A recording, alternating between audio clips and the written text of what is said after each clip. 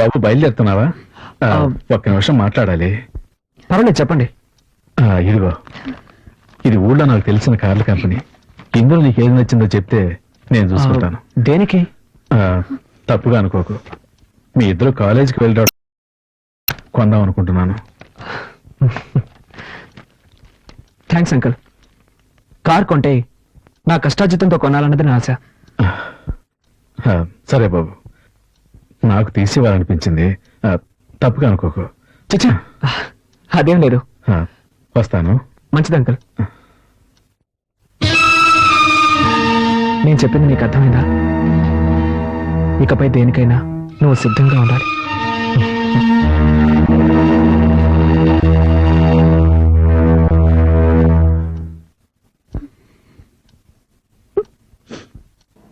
మరి ఎగ్జామ్ ఏమైందిరా? వీడు గంగూలీ మావా అంటే వెళ్ళిన వెంటనే బయటకు వచ్చేసాను కదా, అందుకు అంటున్నాడు. కుమార్ గారికి ఏమైందిరా? వాడు వివిఎస్ లక్ష్మణ్. ఏంటి మావా, అర్థం కాలేదా? మహా జిడ్డుగాడు కదా, రాసిందే రాస్తున్నాడు.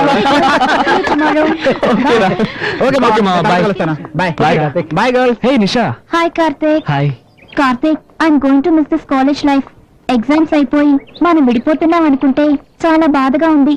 But you're very lucky. Yes, Uma నీకు వైఫ్ గా దొరికినందుకు నువ్వు అదృష్టవంతుడివి. ఉమా ఎంత మంచి అమ్మాయో తెలుసా? అవును కార్తీక్, నువ్వు నా వెనకాలే తిరుగుతూ నన్ను లవ్ చేసిన విషయం నేను తనతో చెప్పినప్పుడు తను ఎంత స్పోర్టివ్ గా తీసుకుందో తెలుసా? వైఫ్ హస్బెండ్ ని ఇలాగే అర్థం చేసుకోవాలి. Really she's great. ఇంకా నయ్యో మనిద్దరం పెళ్లి చేసుకోలేదు. చేసుకునుంటే పావు ముంగిపోలా కొట్టాడుకునే వాళ్ళు. ఎప్పుడు చూసినా తిట్టుకుంటూ కొట్టుకుంటూ.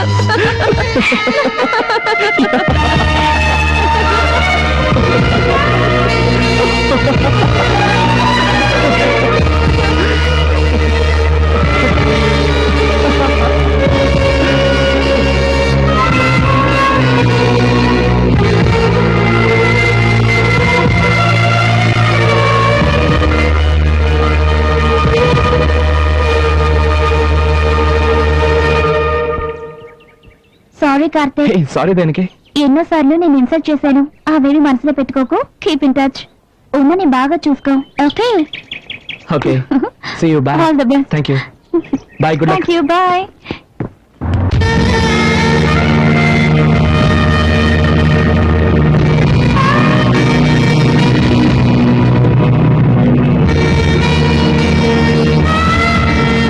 అరే కిరణ్, అబ్బాయికి చదువు పూర్తయిందని చెప్పావు.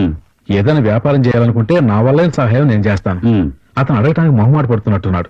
నువ్వు అలా మొహమాట పడుకో. నేనేం మొహమాట పడ్డం లేదు. వాడు వ్యాపారమే చేస్తాడో ఎంఎన్సీ కంపెనీలో ఉద్యోగమే చేస్తాడో నాకు తెలియదు. ఉమా, ఏంటి ఏమైందమ్మా? ఏడుస్తూ వెళ్తామేంటి? బాగా ఆలోచించుకొని ఎలా విడిపోతే మంచిదో అలా విడిపోదాం అనుకున్నాను. వీలైనంత త్వరగా ఒక నిర్ణయం. నేను ప్రేమించిన నా ప్రియురాలకి నేను ఐ లవ్ యూ చెప్పబోతున్నాను.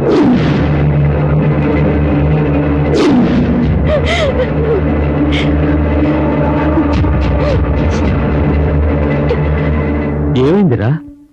ఇది నేను అడగాల్సిన ప్రశ్న. కరుణ, నేను ఇంతకుముందు 2-3 సార్లు ఇక్కడికి వచ్చి వెళ్ళాను. ఎప్పుడు వచ్చినా మా అమ్మాయి మొహంలో నవ్వే కనిపించలేదు. ఇలా చూడరా, నా మనసులో బాధ ఉన్నా నేను ఇంతవరకు నోరు తెరిచి మిమ్మల్ని ఏమీ అడగలేదు. ఇప్పుడు అడుగుతున్నాను, అసలు వాళ్ళ మధ్య గొడవ ఏంట్రా?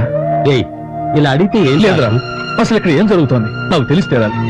నువ్వు అడిగే చూస్తుంటే మేమేదో తప్పు చేసినట్టుగా అనిపిస్తుంది. తప్పుగాక ఇంకేంట్రా? ఉదయం 10 గంటలకు కాలేజీకి వెళ్ళే పిల్ల 11 గంటలకి ఏడుస్తూ తిరిగి వస్తే కన్న తండ్రికి ఎలా ఉంటుందిరా? సరే, నువ్వు 2 బిడ్డల తండ్రిగా ఇక్కడ ఏం జరుగుతుందో తెలుసుకోనక్కర్లేదా? ఇంటికి వచ్చిన కాసేపట్లో నాకు తెలిసిందిరా మా అమ్మ ఇక్కడ సుఖంగా లేదని. సరే, సర్దుకుంటారులేని నేను ఊరుకున్నాను. అది కాదురా, ఆగు రత్నం, ఆగు. లేదు, ఎందుకు టెన్షన్ అవుతావు? ఇలా చూడు, ఒక ఆడపిల్లకి పెళ్లి చేసి పంపించేది తను మానసికంగానూ శారీరకంగానూ సంతోషంగా ఉండటం కోసమే. కానీ నా కూతురికి 2 కరువయ్యాయిరా. అది ఆ రోజే అంది, నన్ను బలవంతం చేసి నాకు ఈ పెళ్లి చేశారంటే మొగుడు వదిలేసి వచ్చేస్తాను అని. అప్పుడు అన్నది ఇప్పుడు జరిగేలా ఉంది. రత్నం, మా అబ్బాయి మాత్రమే తప్పు చేస్తున్నట్టు మాట్లాడడం న్యాయం కాదు. వాణ్ణి రా, నువ్వు విషయం ఏంటో కనుక్కుందాం. అంతవరకు కాస్త ప్రశాంతంగా ఉండు దాన్ని. ఇంకా వాడిని అడిగేది. ఈ రోజు ఉదయం కూడా నేను చూశాను. వాడేదో తిరుగుతుంటే ఇది ఏడుస్తూ నుంచోనుంది. నేను అంతకుముందు వచ్చినప్పుడు కూడా ఇద్దరు కాలేజీని చూస్తున్నారు. వాడు బండి మీద వస్తే ఇది నడుచుకుంటూ వస్తుంది. కట్టుకున్న పిల్లమే కదరా, దాన్ని తంతా తీసుకొస్తే ఏమవుతుంది? ఇలా చూడు నా మాట. ఓపికలను వదిలే. ఇక నేను సహించలేను. మంచి వచ్చాడు నా బిడ్డ నా దగ్గర ఉంటుంది. అది కాదురా నేను చెప్పేది.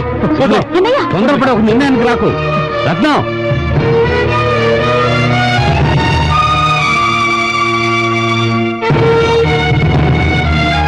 నేను బలవంతపైకి పెళ్లి చేయడం నేను చేసిన తప్పు. అందుకని నువ్వు ఎక్కడ కష్టపడక్కర్లేదు. పెట్టే బిడ్డ దొరుకుని బయలుదేరు. నువ్వు ఎక్కడ ఏ సుఖం అనుభవించావు. మన ఇంట్లో ఉంటే నేను సంతోషంగా ఉంటాను.